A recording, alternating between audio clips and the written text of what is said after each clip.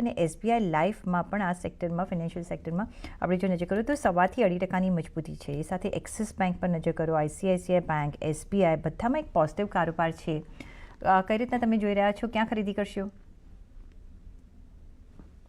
પ્રીતિ, ખરીદારની ભલામણ તો નિજી ક્ષેત્ર બેંક અને સરકારી બેંકમાં ઘણા બધા નામો છે. અને જેટલા બી નામો તમે લીધા છે એ બધામાં જ ખરીદારીની ભલામણ છે પ્રીતિ. પણ એક સંતુલન બનાવીને ચાલો.